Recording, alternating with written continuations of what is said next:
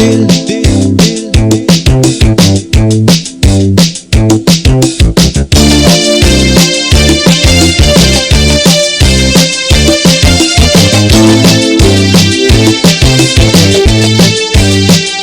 welcome back to the show. We are still with this beautiful, gorgeous bird. Earlier we spoke to a fighter pilot, not a fighter pilot, but a test pilot, who actually flies this particular number, this particular machine. But now people are behind this machine and who are responsible for the maintenance, who are responsible for the care of the engine and the aerodynamics. And just like a car, the way you maintain it, obviously flying you don't have an option to stop the car. Obviously, it has to be 101% perfect and at the optimum level. Now, looking at this machine, obviously, it is very important that we should talk to the person who is responsible for the maintenance and for the technical side of this bird. So, we have with us SQN LDR USMAN Ahmed. Assalamu alaikum, Usman. Assalamu alaikum, sir. What a pleasure having you. Thank you very much. So, you're the person in charge as far as the maintenance of this gorgeous bird is concerned? Yes, sir. So, let's start off from the cockpit part. Yeah. Earlier, we used to think that this cockpit is pretty small and the pilot sitting inside is not much comfortable. But this is huge and this is beautiful. Yeah, it provides ease for the pilot to sit and a beautiful cockpit. All MFDs and glass cockpit. And when you say MFDs, what is that supposed to MFD mean? is multifunctional display. You can actually utilize it just like a computer tab and move from one page to another and every data which a pilot requires. So you have an iPad right in front of you. Yeah. Okay. And I was reading about this this bird, and I was told that it goes up to almost 55,000. Yeah. The height. Yeah. So Maximum ceiling. So the maximum ceiling. Yeah. So what is that supposed to mean? I mean, if you exceed that limit, what happens then? Actually, the maximum ceiling defines the performance of engine. It's Okay, it's about the engine. Yeah, the engine actually works on fuel and air. The fuel and air optimum mixtures keeps it burning. So the maximum ceiling is where the engine of the aircraft perform optimally. Above that, the fuel and air mixture actually gets disturbed. That's why you put a limit at maximum ceiling. When you talk about the thrust to body ratio, what is that supposed to mean? I mean, in a layman language, when you say, okay, now this car is under par and that car is a little overpowered. So is this plane perfectly balanced? Because somebody said this is 0.95. What is that supposed to mean? Yeah, that is pure technical terms. It is called thrust to weight ratio, Okay. which defines actually the load carrying capability of the aircraft. Okay. So the thrust to weight ratio actually defines how an aircraft can perform with respect to the load that is carrying. Okay. Yeah.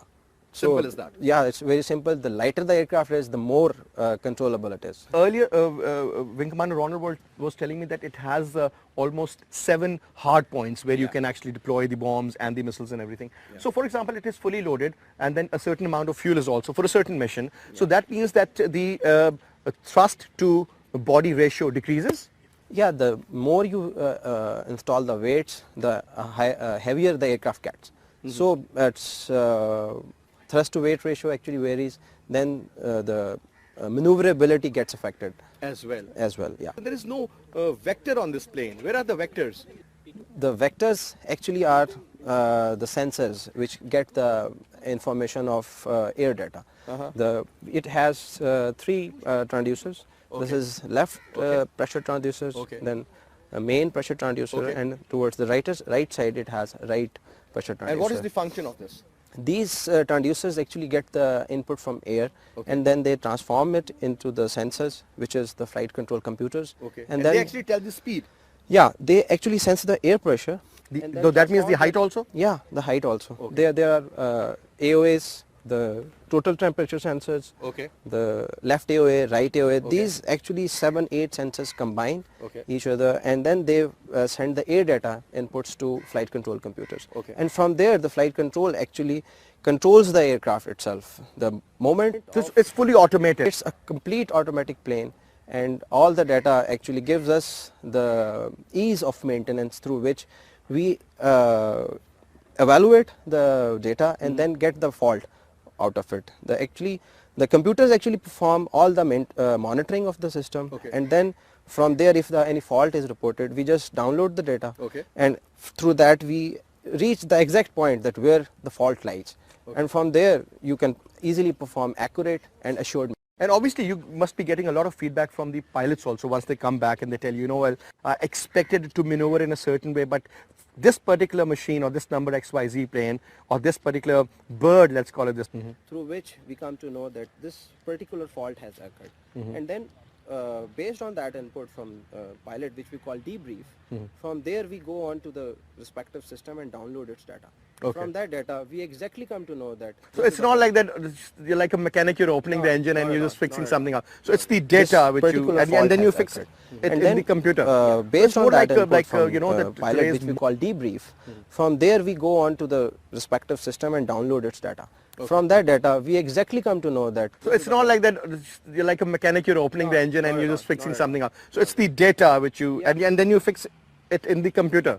So it's more like that today's modern software designing or something of that sort. Exactly. In fact, this beautiful plane gives us a huge technological jump from old version aircraft like Mirages or F7s or F5s, because over there the maintenance gets into the problem and a pilot comes and tells us that, okay, I have this problem in air. But when you hook up the test equipment and you don't find the problem. So you have to actually then go into a minute details also. But for this beautiful platform, which is highly maintainable and reliable, you actually have to hook up just a test equipment and you will download exactly information, which actually gives us assured and accurate maintenance of that particular sortie, and then you can fix it. Okay, now let's move on. I mean, look, by the way, do you have air in these tires or are they rubber tires? These are the rubber tires, but these are equipped with they are filled with nitrogen. Why nitrogen? Nitrogen is too cold, isn't it? Yeah, actually the concept of putting in nitrogen is that it actually doesn't expand. Okay, now these are the hydraulics, right? So, yeah, these are so when the plane takes off, I mean, do you do it yourself or automatically it goes inside? I mean, or is it some? No, there's a selection for the pilot who puts it up, and the landing gears along with the door. Because the plane normally lands on those two wheels, right? And then the nose it tips down, right? All right. Okay, tell us about the wingspan. Yeah, it's as you know, it's a smaller plane. Okay. So the wingspan is. But length is almost the same. Length is almost the same. And it's a single engine. Yeah, it's a single engine bird. All right. So, because again, talking about the engine is RD33? Yeah, RD93. RD93. Yes. So RD93 is a modern version of modern version. Looking at F104 star meter, which could go up to 2.2 max, right? Yeah. But this could go up to 1.8, I guess. Yes. But the wingspan, being smaller wingspan, why is it slow? Is it because of the engine power? No, it is basically, if you compare it with 104 jet, it has a single. It was not double delta wing. Okay. It's a single. If you spare, double delta. Yeah, this is a double delta. For 104, the fuselage was very lengthy, and the wingspan was very less. Oh. So that actually aerodynamic design made 104 high-speed aircraft. This jet is with double delta wing, which provides our air crew the lethality and the controllability in terms of air superiority for air-to-air missions. There's this Urdu poetry, Urdu में एक शेर है, पलट कर झपटना झपट कर पलटना लहू गर्म रखने का है एक बहाना, पहला Iqbal. So when you talk about पलट के झपटना, that means you're going like this and you're turning and you're coming back. So you're making a circle which is like, let's say 360 degrees. So how do you compare those two? The edge which we get on this plane is that it is being made, it's being developed, and it's being matured within Pakistan. So there is, in terms of technology, we are not dependent on any other nation. Right. So we can mature it, we can develop it, we can modify it, and we can utilize it to the best of our requirements. This part actually is the rear fuselage. Okay. The design of JF-17 Thunder is based on modular design. The front fuselage, center fuselage, and rear fuselage. The rear fuselage contains. And this is where the engine is, right? Yeah, this is where the engine is. How long does it go, by the way? It almost goes close to the wing? It goes almost start of the wing. So almost 10-meter long engine. Yeah, almost 10-meter long engine. Okay. And this part contains speed brakes, which provides which gives the pilot to reduce the speed of the aircraft. Okay. Then is the vertical tail. Then this part is ventral fins. And that's the rudder at the back, yeah, right? That's the rudder. This is the horizontal stabilizers. Okay. And what is the function of this particular portion? Horizontal stabilizer provides pitch direct to lift the aircraft and to bring it down, which we call in technical terms, we call it pitch control. So this portion is like untouched, like very hot.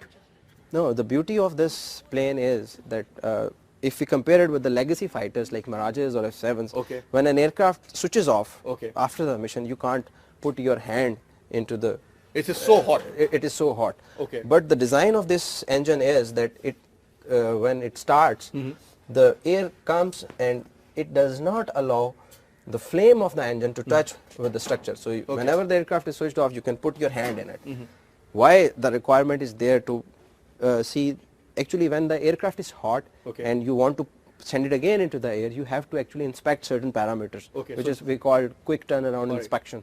So if the engine is cooled, you can actually go inside and see all the parameters, either it is structurally intact, there is no leakage. What is the difference between the fourth generation and the new generation, or let me put it this way, the third generation and the fourth generation?